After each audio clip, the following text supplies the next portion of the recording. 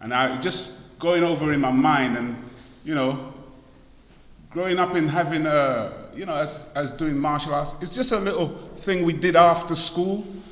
You just did it after school because everybody else did it, and you wanted to sort of be able to do these things. Yes, but it's only recently I start to delve into it and see the discipline that is in it and how you can get some value out of it, because it's not about fighting or protecting yourself. It's now looking at what you had to go through in it, and it's that looking at it that see the struggle in it, because at some time a great champion wants to give up.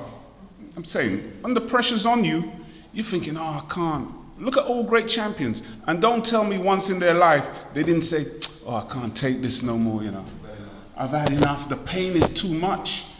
I'm in pain, I've got to go running in the morning, I've got to do all of these press-ups and sit, my body's hurting me. Why am I doing this?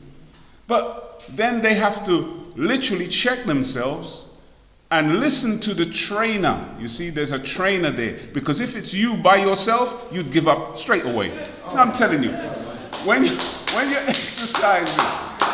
exercising and you feel the pain, you're the only one there putting the pain on yourself, and you say, I'm going to stop now. I felt enough. But when you have somebody telling you, keep going, come on, give me another 3, give me another 4, give me another 10, you're thinking, no, I can't. But you're doing it. But it's that sound in your head, that beating of your back that the person is putting on you that makes you want to go on. And when you've done it, you feel good within yourself that you made it, you went that far. But anytime that person is not there and you going through it again, you will stop. You will stop. Because now you get accustomed to that voice urging you on. And some people take on people to teach them so that people can do that with them. Do you understand? So really and truly, you have to look into the disciplines that you do and what you get out of it. Because it strengthens your mind. You may think, I'm just strengthening my muscle. But when you can get over those difficult times, and make it to where the person is trying to get you to, you feel so good. Internally, you feel good. Mentally, you feel good. And then you will go back the next week and do more. Not only that, you will look forward to going. You can't wait for next week to come for you to be there and be there early to deal with whatever you have to deal with. Even though you know what it was like when you were there the last time, you have to go and have a battle within your own self to say, I'm going to do that same thing again. You got to keep telling yourself this, because if you don't, yourself will do what it wants to do and it will stop. You understand? The same type of thing. Yeah. It's like you have to get up to go to work in the morning. And you think, oh, I got to get up. I'm tired. But then you start to think of the things that you got to pay for. I got to pay my mortgage. I got to pay for the car. I got to pay for this. I got to buy food. So then what that does now is it gets you up. Now you start. I got to get ready to go to work. You don't want to be late, because you know if you're late, that's a deduction out of your wages, so you don't want to be late. You see people in the morning, they're rushing, I'm late, because they know the penalty for becoming late. It's not good. And when you are late, if you're somebody who's strict on discipline, when you're late, you're never happy that you are late. I'm late, man. I'm late, because that is not what you had in your mind. So in a way, you've injured a part of your mind by being late. But then you have to literally go into yourself and understand, the next time, I'm going to be early. I'm going to be early. Because you're trying to discipline yourself in a way that you have to do what you need to do. It's the same. That's what the messenger teaches us. Discipline. As FOIs, as brothers, discipline ourselves in the way we speak. Discipline ourselves in the way we carry ourselves. Discipline ourselves in the way we give the word to our people and other people. You got to discipline yourself to be respectful to all, regardless of what we know they did to us. I'm talking about the Caucasian race, but you still got to be respectful, because those are the things that really girds you up and gives you that character. You understand? You have to build character, and it comes up within you. Nobody gives you character from outside of you. Everything comes from within. Remember, in the beginning, God put in man of his inspiration. When you're born, God's already breathed into you his inspiration. So then, if we grow up and we move on those inspirations, what does that make us down the line? A little God, a small God. Because why? We are now using the character of what has been put in us. That's right. We are now walking in the manner that God wants us to walk. That's why the Bible says, ye are all God's children of the Most High God. He's not saying you are the God. You are children of the Most High God. So what we have to do is develop that character within us. But slavery mashed it out of us. Use that word, mash it out. Slavery beat it out of us. Sorry, correction. Slavery beat it out of us. So it's not to say that all that was in us is gone out of us. No, it's been buried. It's been buried on somebody else's teaching. Somebody else forced you to think away from God. Somebody else came in and gave you their concept of God. So after 400 years of that beating, 400 years of that teaching, and our parents had it, passed it on to us, and we pass it on to our children, then all we're doing now is burying the God force within us even more. Even more. 400 years of this happening to us. So it's not surprising the way we are today as a black people. Self-hatred of you personally, yourself. We don't respect ourselves. The things we do to ourselves, that's not a person that respects himself. We change the color of our hair. But God made us the way we are now, but we changed the color of our hair. We changed the lens of our eyes. You understand? We mark up ourselves.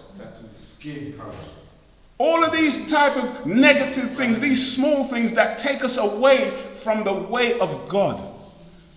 So today, in what we've been given as members of the Nation of Islam, but I'm saying, you see that title,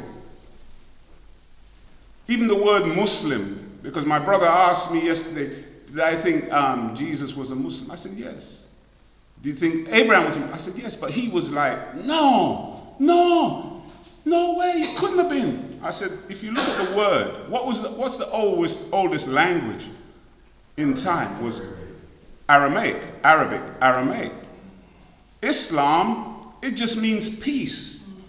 It's not a label like, say, Christianity, Judaism, named after a man called Judah, Buddhism, named after a man named Buddha, Shintoism, named after a man named Shinto. Islam is not named after anyone. It is the nature of how God created all of us and everything. Because that word just means submission, peace. That's all it means. It just means peace, and everything was created in peace. So today if we say, oh, those prophets were Muslims, then people think we're saying, well, that's a label. Go ahead, brother. But your nature, if you're dealing with your nature, righteousness. You're dealing with your nature, peace. The number one thing every human being on this world wants is peace. Even your children, when they're having little disagreement, oh, leave me alone. No, you want peace. They say it, but not really understanding. You want peace. Deep down within your subconscious, you want peace. But then hold on a second. If you want peace, then you've got to give peace. So it says, do unto others as you would have them do unto you. So you don't want nobody to give you hell. Don't give other people hell. You want, Nobody to disturb your peace? Don't disturb theirs. That's the best religion. You see, and it's not a label. So that shouldn't divide us. Islam shouldn't divide us. Those of us who say we're Christian, it shouldn't divide you and a man who says, I'm a Muslim. You're running down the same road. That's why the minister teaches us a good Muslim is a good Christian. A good Christian is a good Muslim. If we would practice the way of who we say we follow. Go ahead, bro. Yes, sir. There's no division. It's we as spiritual children that make the division. We all say we love God. But because one says Allah, another one says Jehovah, another one says something else, then we're at odds with each other. It's like Arsenal and Liverpool. I'm with Arsenal, that's our team. Or this one, I'm with Liverpool. And you would fight each other after the match is over because you're an Arsenal supporter, you're a Liverpool supporter. What for? What for? You're both watching the same game. You're both being entertained by the same game. What did that game give you? Did it give you joy? Well, it's not going to give one joy in just one place. Yeah, you're gonna be disgruntled when you lose. You're going to be happy when you win. So hey, did you see a good game? Yes, accept it for what it is. It was a good game. I saw the men deliver their skills. You know? Deliver their skills. That's what you go for. You go to see good goals. You go to see skillful people. Come on, man. We've got to come out of this thing where now religion has become a thing that we support my side and not the other side. But we all say we're going down that same road to be one with God. We're trying to acquire what? The mind of God. In order for us to be able to understand life and the way life functions, we've got to be able to acquire the mind of God. That is why I said God put his spirit in man and woman.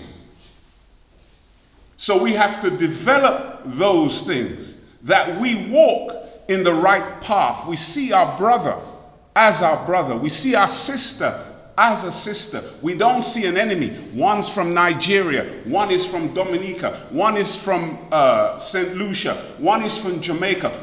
No, it's not like that. This is something that was implemented on us, and today we see each other as the enemy.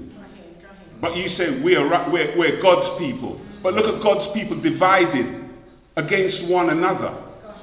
But the person who put us in that condition comes along and teaches us his religion. That's right. And it's his religion that is making us act the way that we're acting.